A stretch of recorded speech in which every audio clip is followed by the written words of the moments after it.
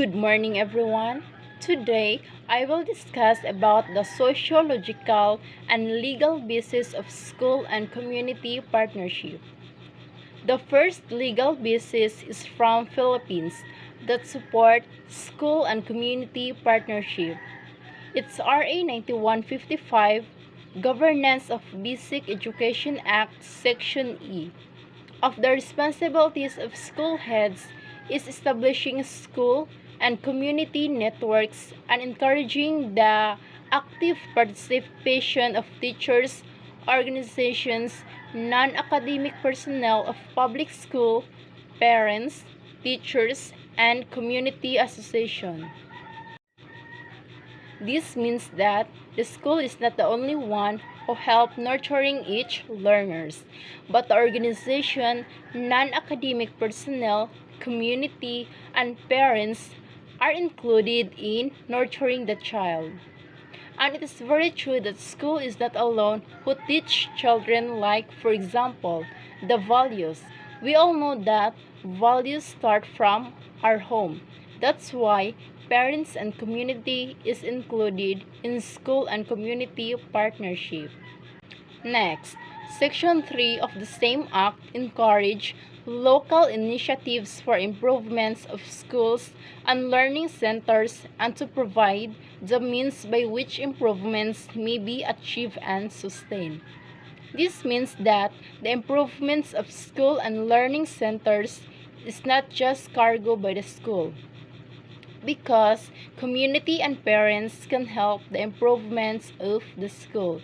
For example, the beautification of gardens and other facilities that can help every learners for improving their skills and knowledge. Batas Pambansa 232, otherwise known as Education Act of 1982, Section 7, it states that every educational institution shall provide for the establishment of appropriate bodies through which the members of the educational community may discuss relevant issues and communicate information and suggestions for assistance and support of the school and for the promotion of their common interest.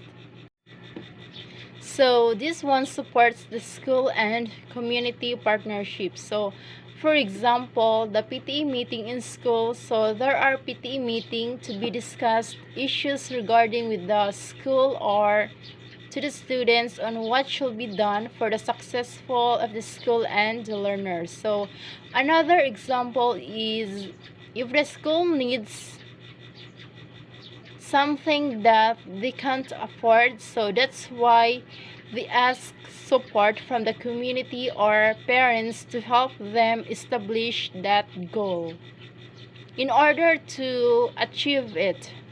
Next, representatives from each subgroup of the educational community shall sit and participate in these bodies, so the rules and procedures of which must be approved by them and duly published. So this means that the school and community, when they have a meeting, everyone should have bodies or representatives that can go to the meeting so that they can discuss appropriate actions or what they want to do or what they want to achieve.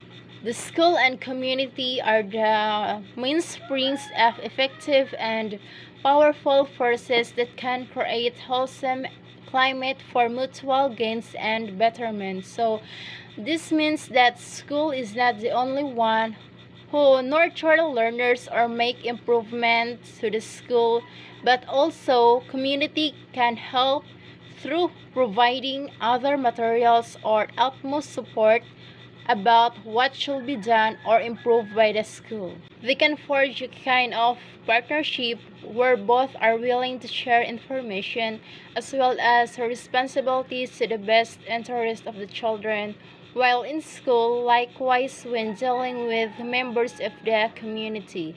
So with the partnership of the school and community, they can be able successfully connect to have a discussion on what should be improved or done.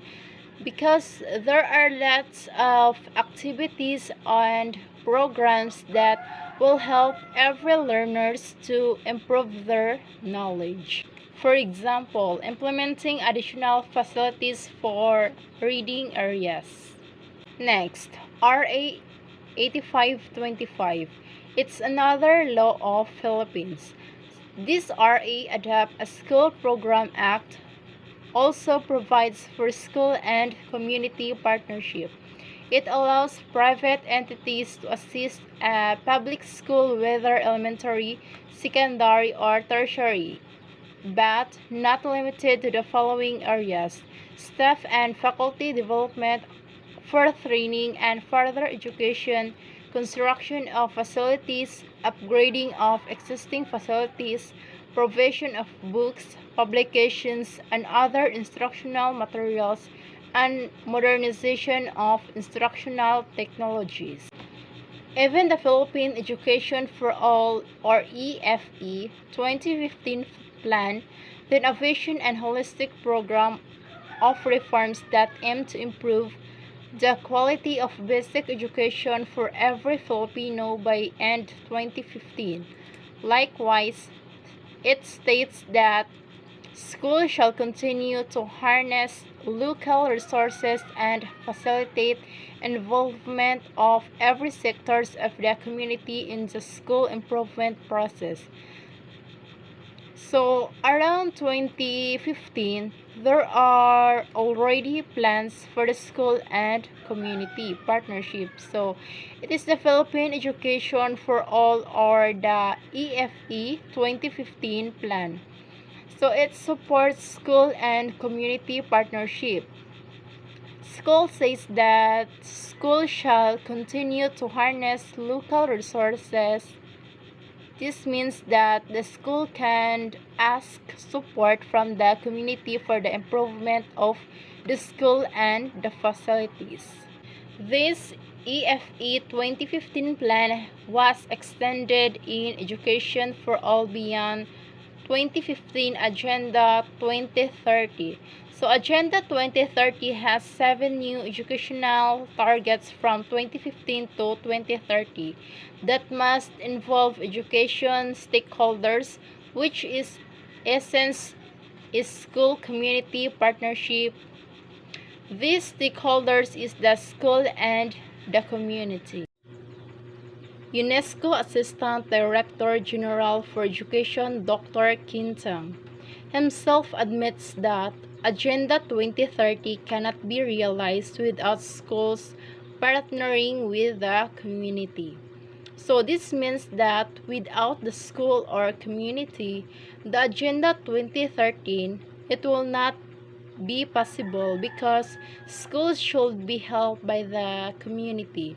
So it is not just only the school itself.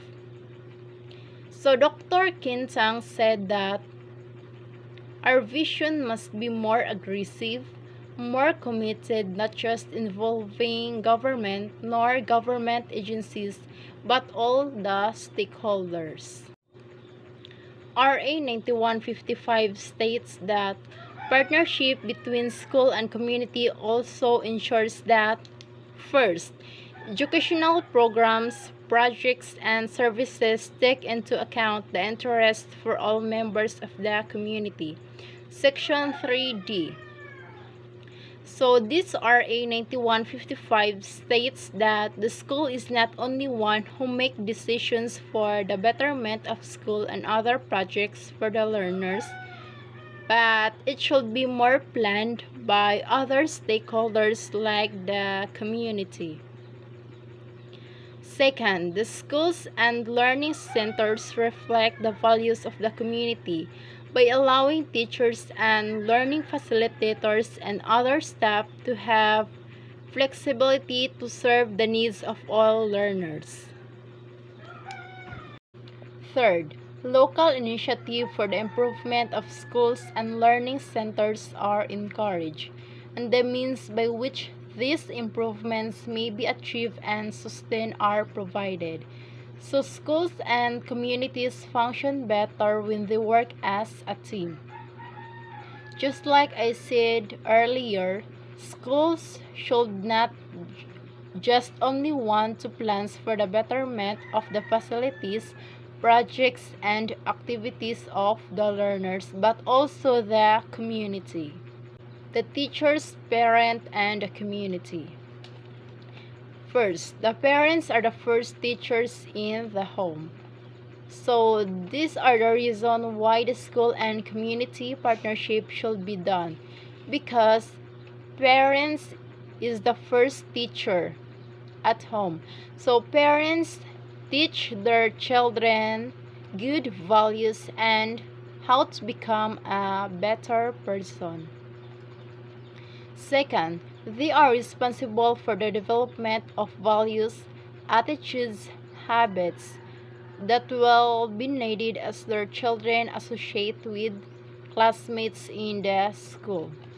So the members in the community, in addition to the parents and relatives, like the government officials, the professional, and all the residents, are highly motivated to participate in the parent-teacher activities and projects.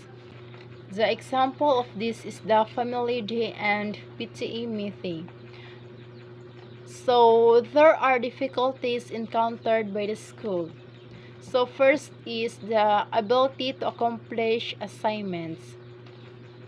So school can teach students inside the classroom, but when they are at home, so parents can help their children in answering their assignments or projects. Second, regular attendance. So nowadays, we all know that it's the biggest problem mostly of the teachers encountered. So that's why parents needs to encourage their children to attend classes every day. Third, study habits in school. Parents must help their children to have a study habits. Fourth, negative attitudes.